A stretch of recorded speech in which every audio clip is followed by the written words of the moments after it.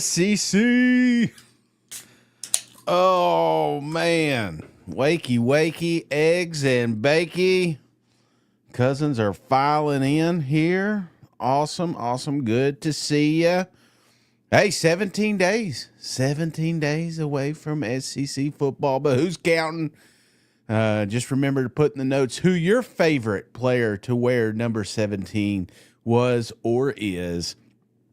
Oh, my gosh. Here we go. Everybody's filing in right on time. Man, we got a good show for you.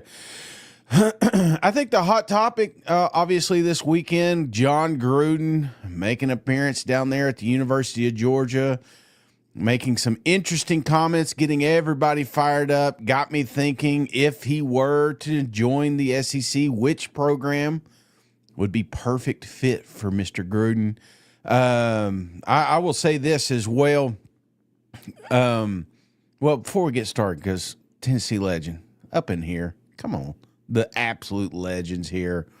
I want to remind the cousins who keeps the lights on here. We got MyBookie, promo code SCC right now. You'll get 100% deposit match guaranteed. You know, this is that time of the year. I keep telling you, this is the time that you want to get involved with this. This is the time you want to get some of those early season bets in. We talked about over-unders yesterday with Mike Sunday night, and I'm telling you, these numbers change quickly after week one. So if you feel like you got some inside trading, some message board info, and you're like, hey, let's go ahead. This is the time to do it with MyBookie. And let's not forget the true legends, Tennessee Legend Distillery. Proud. Let me tell you a little something about these guys. I'm going to be there Friday. We're doing a paint and sip, 7 o'clock. That's right. Wife has got me talked into it. We're going to have a good time over there with the boys and girls. So if you're up there, you don't have to paint and sip. If you just want to do some moonshine tasting, if you want to do some bourbon tasting, this is a great time to do it. We'll be there. Plan on bringing some gear to give out as well. So look forward to seeing everybody that can make it to Tennessee Legend Distillery. Oh, my goodness. What a freaking weekend we had. Huh? What a freaking weekend. And I don't get me wrong. I love weekends. And I'm going to love them even more here in 2 weeks to be exact. But, man, it feels like idle hands get you in trouble. We had us a couple of arrests over the weekend. Let's talk about those real quick. First off, let's go to Tennessee. We're back, baby. Tennessee wide receiver Chris Brazzell arrested on charges of driving on a suspended license. Basically was going 60 and a 35 and found out he had some unpaid tickets. So that's how his license got suspended. So Tennessee getting arrested, it feels like the 90s. JT Lindsey. Now, this is a crazy story, and we could probably spend 30 minutes talking about this one. LSU freshman running back JT Lindsey turns himself over to the University of Police, charged of accessory after the fact. His defense lawyer, Chris Parrott, says Lindsey was unaware the two individuals staying with him in the dorm were wanted for murder. So I wasn't there. I don't know the inside, but it seems like you kind of know who's in there in the dorm room with you, but innocent until proven guilty. We also got the Troll Award. Going to start doing this every day. Best troll. If you see one online, you say, hey, this is hilarious. I want this included in the show. Please send it to me. Troll Award goes to Cousin Tarek. SEC numbers, guys, posted Kyle Field is the biggest stadium in the SEC with capacity of 102,733. Arguably no more hostile place to play in the country than a night game at Texas A&M. And what does Tarek say? It's so hard to win there that Texas A&M can barely do it. So there goes the Troll Award. Let's see here. Come on, cousins, filing in. John is going to Arkansas. Can't wait to think of a better place. You know, that's right. I'm over here in South Carolina. Was here last year with my son apologizing to Coach after I said he'd be the first one fired.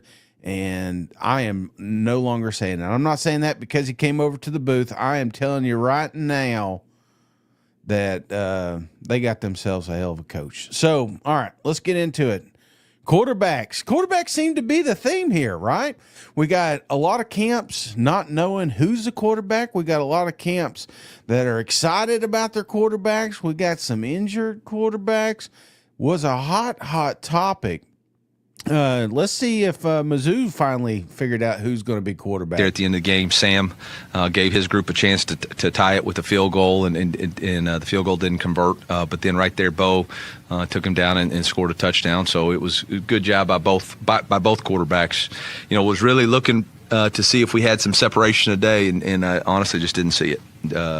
They're both playing really good football right now. So we'll go into next week and keep the battle going. Well, quarterback competition. It's also happening over in. I'm not naming a starter today. All right, but all three of those guys have shown some really good characteristics of doing some special things with the ball, also managing the game, eliminating negatives, and there's some things that each of them and collectively as a group we got to get better at, and that's always the nature of it at this point in training camp. Now, again, I'm hearing we've got a competition in Kentucky, competition in Alabama, competition in Georgia. They're telling me all these places where the quarterback race is thick, but I think those two right there are really leading the pack. He's not leading the pack, though. The Florida Gators, they know exactly who they want to be quarterback, but is he healthy? How encouraging was it to see DJ go out there and throw in the practice setting after all that he navigated throughout the offseason the other day? Yeah, I think it was good for you guys to see him. I think you guys are probably a little more relieved than anybody else. We've been watching the guy work all summer. Obviously had a little bit of a setback with the calf, but I think he's on the right track. And, he threw in public the other day, and everybody's all excited about that. But the guy's been working hard all summer, and certainly hopefully we can get him, he'll be able to do more and more as we go here day to day. I'm going back and forth. And this is the thing about Billy. I don't think he lies to us, but he also did talk about in an earlier press, that we got to be prepared with two quarterbacks. And I don't know if that's coach speak or what, but yeah, he is right. Seeing those soft passes, DJ looked good. And if DJ comes out here healthy, Florida Gators may be my biggest miss.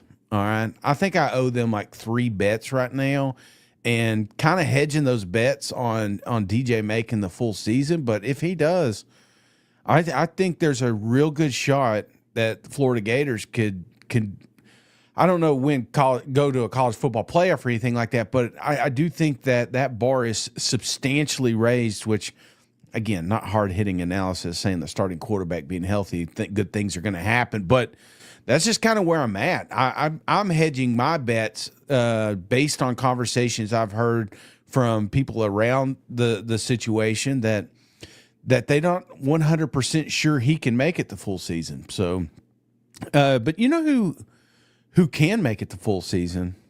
That's quarterback Arch Manning on fire.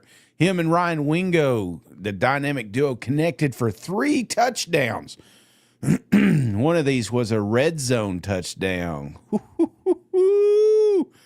I'll tell you what, momentum picking up on that Heisman race already down there in camp. Not the only Texas quarterback to make our screens this weekend, however. Mr. Ewers had an opportunity to play a little preseason game. How'd that turn out? Quinn Ewers in his first preseason action, 5 of 18 passing, 91 yards, and 2 fumbles lost. I mean, we're going to be saying it, right? If Arch comes out here and lights the world on fire, we're going to look back at that 2024 season and we're going to say, why? Why did we do this? Why did we run with this? I'm curious, I mean, I already have that there was a couple of games, especially late in the year, I wondered why we didn't see more of Arch Manning. And I know this is camp against defense that's probably light, and this is the NFL, It's two different things, but we will constantly be comparing these two quarterbacks till the end of time, okay? Now, before we get to coaches, because that's obviously the hot topic. There's a couple guys talking about coming back. Of course, we got John Gruden, and I've got a clip here for Jimbo Fisher. But you know who doesn't get enough love? Kickers. Cam Little. That's a 70. Oh, it's short. Oh my God. Oh my God. Cam Little with a 70-yard field goal is unreal from the 40-yard line. 70 yards. Think about that. I got to take a break halfway through there. I would need a stool to sit on or a cigarette back in the day. I would need that's a long, long ways to kick a field goal. Would have been a record if it were in the regular season game. The regular season record is 66. Mr. Tucker owns that one. But damn, and this is in Florida. This is, sea level. You put his ass in Colorado, if they're on the 20-yard line, there's a chance I think Cam Little can make that damn thing. So congratulations on that. That was just unreal. Couldn't believe I saw that. But you know what else I wasn't expecting to see, came across it, Jimbo Fisher. Wonderful interview. This is Trials to Triumph. If you've not seen this YouTube channel, it's fantastic. And Jimbo really kind of opened up here, talked about coaching, talked about some of his past. But this was, for me, the most interesting nugget that I heard during the interview. People have asked me that, and I've enjoyed my time with my family because your family does. But I always tried to include my family. Remember, I took the kids, and we always had them at practices, and they were like part of the team. They were in the locker rooms and doing all that. But to answer your question, if the right situation comes along and it's right, I'm still 59. I'm still in great shape. I'm healthy. Have had success everywhere we've ever been. We know at the end at A&M it's unfortunate, but we also had the highest ranked team they ever had there in 2020. That's the last one they've had. Well, we play with our quarterbacks got hurt. We play with first team and third team, and not only did they play good, it's just hard to get play calling and get guys around, and we play with a little inconsistency, and we didn't pan out like we needed to. But I still, the way the game is, and yes, I still do, because I still love it. I never thought it was a job, and I loved it, and I think. They'll be able to do it. I would. Now I've been fortunate. I've won 72% of my games, won 80% of my playoff games. Been fortunate to win a national championship as a head coach, as assistant, but so many I miss the relationships and the players. Yeah. But to ask you that, yeah, I would be very interested in still doing it, because I think I still got a lot to give, and I'd like to get back out there. I really would. Wants back in, huh? Wants back in. I don't know if the SEC's the move. But I definitely expect to see Jimbo next year, for sure the year after. But who shows up every day? Cousin JR. That's right. Cousin JR, appreciate you gifting a membership to Dan Saul, 4294. Dan, welcome to the family. Courtesy promo code JR. All right. Appreciate you, cuz. Really, I do. And I got to thinking, truthfully, if we're being honest with each other, this is the success that we talk about when we talk about Jimbo. Everybody goes back to this Florida State team. In fact, that's why he's down there, Mr. Stevenson there. And there were some phenomenal years at Florida State. There's a reason Texas A&M wanted this guy, right? Some argue that 2013 Florida State team he put together was the most talented football team ever assembled. Now, I'm not saying that. I do think I like the 01 Miami team. I think of some of the 20, there has 2019 LSU. There have been some dominant teams, but you can make the case that Jimbo went out there and assembled one of the definitely the greatest team ever for Florida State, right? And we expected that when he went down to Texas A&M. And you look at these numbers, 9-4, 8-5, hell, the COVID year, 9-1. 8-4, which is, again, this is when the wheels started falling off. Now, I think there has to be a time, right? We do this. I see it with Gus Malzahn now. It's like it gets further and further away. We think about maybe how good we had it, and I'm not saying Texas A&M had it good, but I am saying that there are several teams in this conference I think would love to have Jimbo as their coach. I don't know, man. I don't know if he comes back in the SEC, and maybe just, when I think of coaching, honestly, it's funny to me because we put so much stock in wins and losses, but I really feel like it's just getting a good group of kids together at the same time. It's almost luck, right? We talk about how good that 2013 Florida State team is, but if you can assemble that on a roster like the 2019 LSU Tigers, it launches Coach O's career, right? Later, he's fired because he can't maintain that. So it's funny to me just because it boils down to recruiting, and Jimbo, say what you want, can absolutely recruit. Just had trouble developing, had trouble putting this shit together. But that's not the coach that we want to talk about today. The coach that made some interesting comments was none other than John Gruden down here at the Georgia Bulldog facility. Is he coming back? Before I get to the tape, the only reason I really came here is I want to coach again. I'm being honest with you. I do not bullshit either. I want to coach again. I'd die to coach in the SEC. I would love it. I would fucking love it.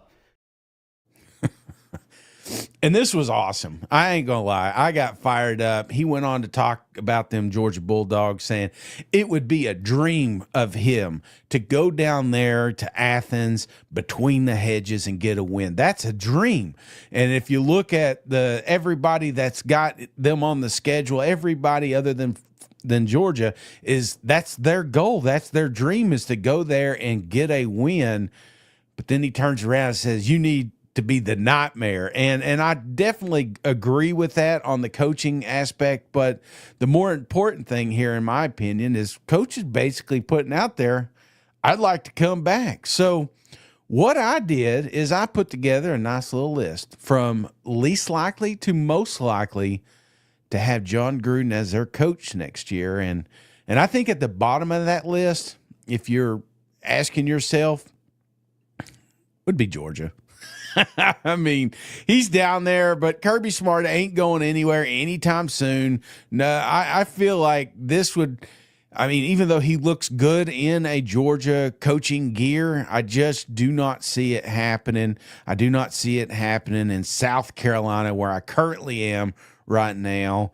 Again, you just gave your coach an extension. I really think that, Shane Beamer has an opportunity to do, I probably shouldn't mention Coach Stoops, but kind of like Kirby, just I see longevity there. I see him at SEC Media Days 10 years from now. I really do. And so no opportunity, no open space. I don't think John Gruden's taking it. I don't think he's getting the Alabama job either, even though I think he would love it. Because I think also you've got to ask yourself, all right, so John had some up and downs, obviously, in the NFL. He's also had a lot of success, but making this jump to college football, it feels like it's got to be right, don't it? It feels like not just the money. I don't think it's just about the money with John Gruden. At this time in his life, I feel like he wants to make sure it's the right opportunity. It's an opportunity he can come in and be successful. Alabama absolutely can be successful. Unfortunately, they've got their guy. And I don't even know if Alabama had the opportunity, they would bring him, because there's also, he's kind of those fringe. I'm not comparing him to Deion Sanders or Lane Kiffin when he left FAU, or even Hugh Freeze down there in Auburn. Those were some hires that some teams just never would make, right? And I don't think Bama would kind of get out of that wheelhouse. So, not going to happen. Texas A&M, not going to happen either. I feel like if this would have happened, after they fired Jimbo, the last guy we just talked about, very possible, right? I maybe he had the opportunity. Who knows? You never know how these coaches get together and talk, but I think that would have been awesome for John. I think it would have been awesome for the fan base. And, there's some folks, they're kind of out on John Gruden. They just don't, they think he's washed up. He's a has-been, blah, blah, blah. I think in college football, now that NIL's here and, he doesn't have to just focus on, like, I feel like a place like Texas A&M, you're always going to have kind of the upper hand when it comes to recruiting. But that's what he is. He's a lightning rod, man. He will go in there. He will galvanize that program. He will make it exciting. The fan base will go absolutely nuts when he shows up. They will recruit at an all-time high. I just said I wouldn't compare him, but you go over here to Colorado and you're watching, what Deion's done. Now, his recruiting class hasn't been great, but his transfer portal class sure has.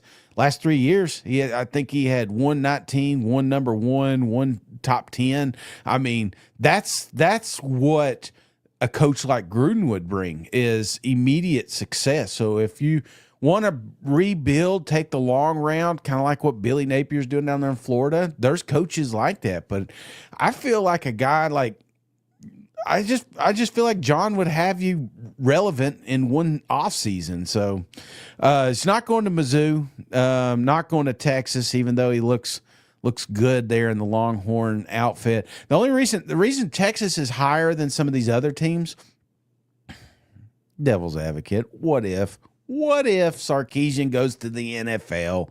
I mean, they got to replace him with someone, right? John Gruden would be a good fit.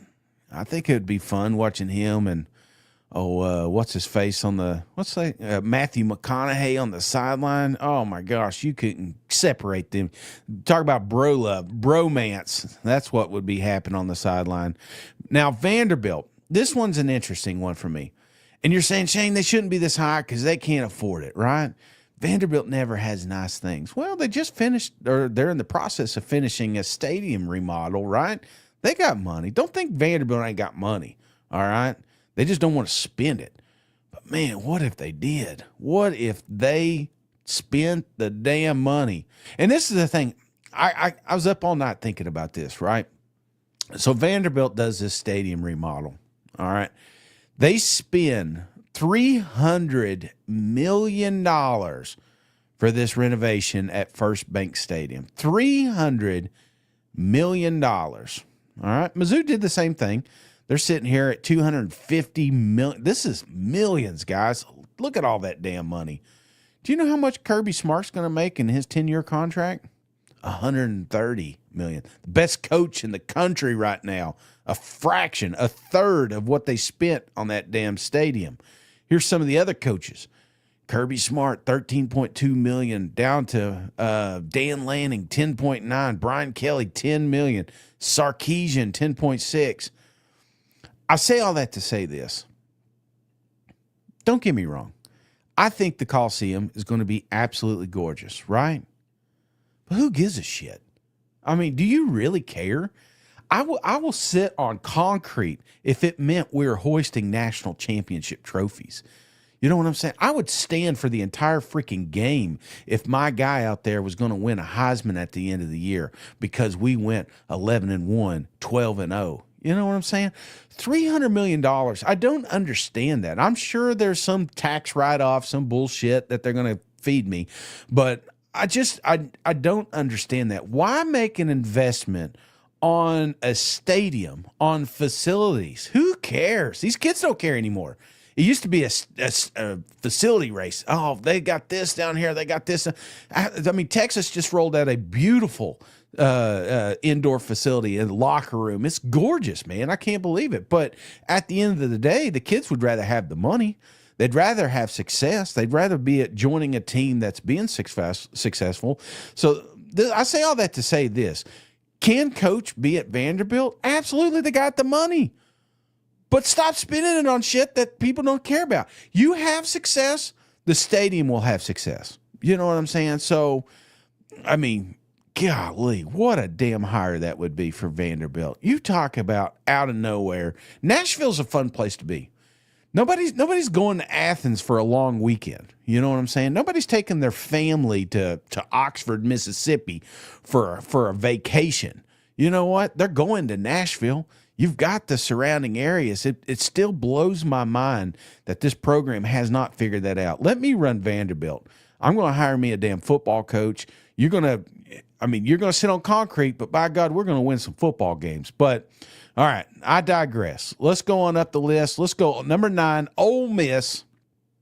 Could it happen? I think the reason I have it higher, obviously, Lane Kiffin's going to be on a lot of short lists. I could definitely see it being possible, but I mean, if Lane Kiffin left for some reason, I think Ole Miss would be a little bit desperate. Not desperate. I shouldn't say that, but you know, when you have nice things, you're used to nice things, and then you lose nice things, you want those nice things back. And I feel like this would be a perfect hire for Ole Miss if for some reason Lane Kiffin was not there. I'm not saying Lane Kiffin could probably be there for the next 20 years. I'm just saying if it happened. Now, a coach that this is kind of a I don't know if Gruden would go kind of scenario, right? Mississippi State, it'd be fun. It makes sense, and they would hire him. Godly, they'd hire him in a heartbeat. In fact, as soon as he quit this little meeting down there in Georgia, you better damn believe there was somebody from Mississippi State giving old Gruden's camp a call saying, are you serious about this? Because, I mean, we got cowbells, and I think the fans would absolutely love this hire. They've known to done splash hires. I mean, let's look at the Pirate. Pirate was always on the fringe of coming into the SEC, but nobody took a chance. You know who took a chance? Mississippi State. You better damn believe if no other SEC program gives Coach Gruden a call, this is one that will. And, yeah, Lebby, beautiful story. Love to see it work, but let's be honest. Lebby, Gruden, come on. Now, this one I hated seeing, but it makes sense, so I'm going to bring it up. Cousin Lou brought this one up. Venables gets fired. Heupels takes OU job. Gruden to Tennessee. Bookmark this. Cousin Collis said the same thing. Not possible. Josh Heupel will be our next coach to Oklahoma, which would leave Tennessee at the number 7 spot. Now, I chose the sad face because there was a time, right? The groomers originally started in Knoxville, Tennessee. He's here. I see him up here probably at Tennessee Legend Distillery this weekend. He's floating around the area. His wife's from here. She's alum at Tennessee. We've thought we spotted him at the Calhoun's barbecue. So if something ever happened to Josh Heupel and John Gruden doesn't have a job, I could definitely see this happening. However, I do not see Josh Heupel leaving. You know who eventually will leave? Coach Stoops, Kentucky. Now, this one, again, similar to a Mississippi State, I feel like would absolutely happen. I don't know if they'd reach out, though. You know, I mean, hell, I don't know if they'd ever fire Coach Stoops if they can afford it. But it is an interesting one for me. But Arkansas was by far, without the doubt, the most number one. Like when I sent this out there, Cousins, this is where they took it. Like bait here. Arkansas, easy. The fan base is starving. Calipari and Gruden on the same campus, says Cousin Chet. Cousin Macho with the Coach Gruden mock-up here. Yes, I think it would be perfect if they landed in Arkansas. Now, again, a lot of things have to happen, but Arkansas is one of those that will flirt with kind of those fringe coaches, the ones, and I say fringe, I say coaches with baggage, right? I think they would argue. I mean, I've heard, what's his name? It'll come to it. Malzahn. I've heard Malzahn. I've heard Deion Sanders when he originally was getting into it. Lane Kiffin. You know, Lane Kiffin could be in Arkansas right now. They didn't pull the trigger, and I feel like because you didn't, you missed out. So if they can get John Gruden, golly, what a damn hire that would be. You know who probably will need a coach next year if they don't have success this season is Coach Kelly. Give me LSU. If you were to ask me where John Gruden is going to go, if John Gruden had a list of 3 or 4 teams, LSU's probably at the top of that damn list, right? LSU Tigers would be an awesome hire for John Gruden. I think the fans would get behind this. I don't think it's the number one answer, because you look at teams like Florida, like Cousin Mike says here, Florida, Gruden lives by. I think he'd look good in the swamp. Obviously has success down there in Tampa. Wouldn't be tough for him to drive on up a little bit further and have success in Gainesville. I thought Oklahoma would be a really good hire. The fans are kind of torn. It's funny to me. I put this out there, half of them were like, hell yeah, let's roll. And the other half were like, there is no shot in hell we'd have this guy on our campus, which, I mean, wouldn't you? Wouldn't you, though? I mean, if I told you that you had it, like, going into this season, not this season, let's say going into next off season, or let's go back. Let's go back because we don't know what this year's going to hold. But let's go back to 2024, and we just finished a terrible football season, right? Yeah, you had a couple kids hit the portal, and they said, "Hey guys, you've got a choice. We can keep rolling with Brent, or we can go out here and we can get John Gruden." You telling me right now, deep down inside, you wouldn't say, Hey, let's try it. Hell yeah, you would. You lying to yourself. Number one, this one's an easy one. Auburn. I mean, they took a chance with Hugh Freeze. Why would they not take a chance? They got the money. This is the one that if I were picking a list, probably going to be. But that's it. Coach Gruden, does he come back? I don't know. He should, probably. Will he? Probably not. He's having a great time up there at Barstool. He's making money. His wife's got him doing all these little camping trips and hiking trails and everything like that. So I don't see it happening, but I do see my time is up. So I got to get out of here, but I appreciate everybody making a show this morning. Let's see, everybody getting – sorry, I'm terrible at doing both of these comments and of course my job here, but I do want to say this. I appreciate everybody that made it. I hope you have a wonderful, wonderful Monday. And guys, I will see y'all Wednesday. Mike and Smart Guy will be on tonight. We'll take the day off. Going to go do a little golfing over here, South Carolina. Look at this. Terrible traffic, interstate traffic. It's so tough to get there, but man, it's worth it if you do. All right, I'll see y'all Wednesday. Bye-bye. Go Vols. Hey, buddy, this beer's for you, Mike, and Cousin Shane. That SEC podcast loves the Pirate, and the Pirate loves that SEC podcast. Hail State.